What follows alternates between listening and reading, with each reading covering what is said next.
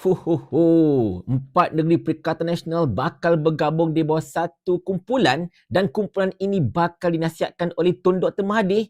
Ini lain macam bang, sangat lain macam. Kita intro dulu. La la la la la la la la. Assalamualaikum warahmatullahi. Hari ini telah keluar satu berita.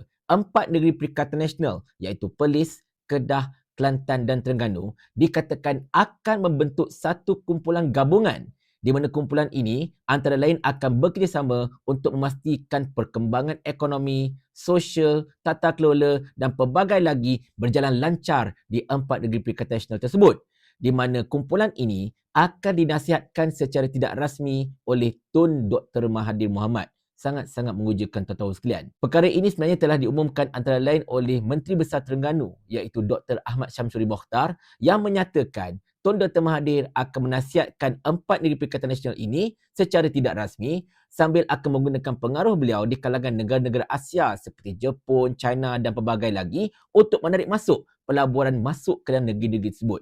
Dan sudah tentulah tuan-tuan sekalian, perkara ini sebenarnya memang sangat-sangat mengujakan. Mana tidak teruja tuan-tuan dan puan sekalian, mantan Perdana Menteri yang boleh dikatakan antara yang paling berpengaruh di rantau Asia ini satu ketika dahulu, yang sudah pastilah masih mempunyai pengaruh yang kuat di kalangan negara-negara Asia, masih ramai sahabat di luar sana, akan menasihatkan empat negeri yang mempunyai potensi yang begitu besar sebenarnya, iaitu negeri-negeri Perikatan Nasional ini.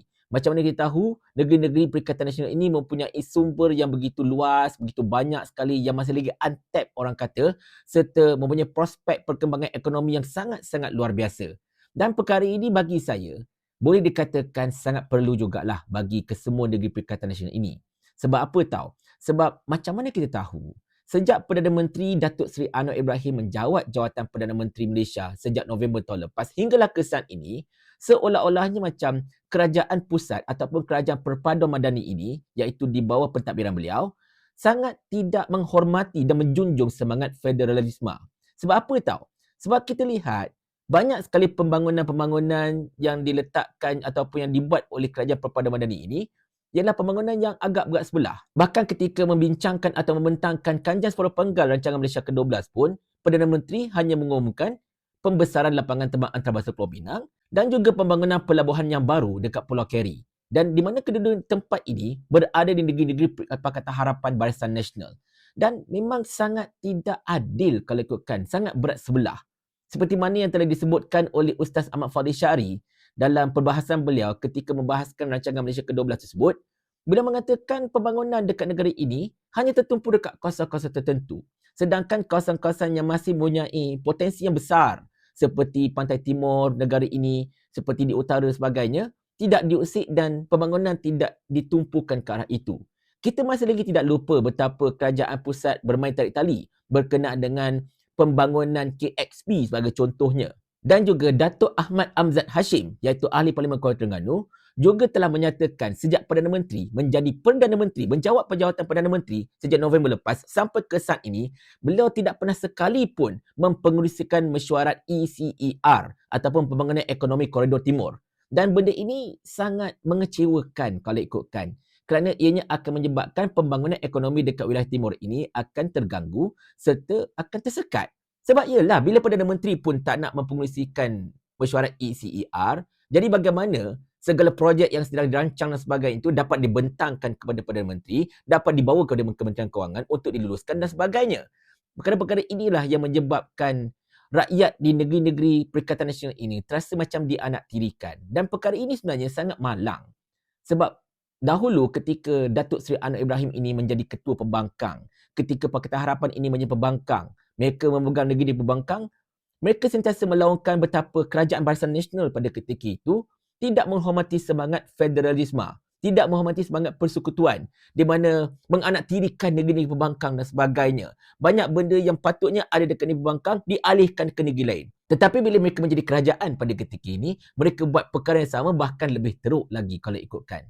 Jadi kerana itulah, ura-ura untuk membentuk kumpulan negeri-negeri Perikatan Nasional ini dengan dinasihatkan secara tidak rasmi oleh Tun Dr. Mahathir memang satu perkembangan yang sangat-sangat menarik untuk kita perhatikan. Menarik kenapa?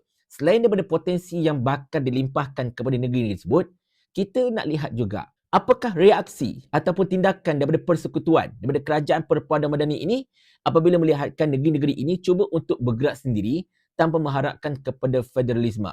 Sebab macam mana kita tahu, kalau ada pembangunan yang besar-besar dekat mana-mana negeri pun, sudah pastilah ianya memerlukan kelulusan Kementerian Kewangan sebagai contohnya. Dan kita akan lihat, adakah berlaku pertembungan-pertembungan yang boleh dikatakan akan membantutkan usaha keempat-empat negeri ini selepas ini ataupun tidak, kita pun tidak pasti. Ataupun adakah Datuk Seri Anwar Ibrahim akan menjunjung janji-janji reformasi beliau untuk menjunjung semangat federalisme, itu pun kita akan perhatikan. Tetapi ini merupakan satu langkah yang begitu berani daripada negeri-negeri Perikatan Nasional ini dan boleh saya kira amat wajar dilakukan, terutamanya untuk memastikan sumber-sumber dekat empat negeri ini dapat dimaksimalkan sebaik mungkin dan juga memastikan limpahan ekonomi dapat masuk ke negeri-negeri tersebut.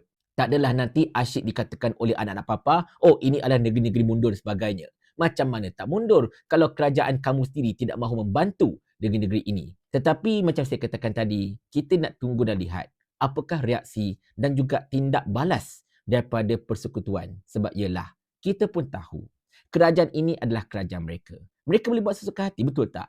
Sebab Sani Hamzah dah kata macam ni. Kerajaan ni kerajaan kami. Jadi ikut suka kami lah. Paling kurang aku ada formula. Ni kau ada menteri berlambat-lambat ni satu formula pun tak ada. Otak letak dekat mana? Saya ulang. Sampai Abang Jamil mampus.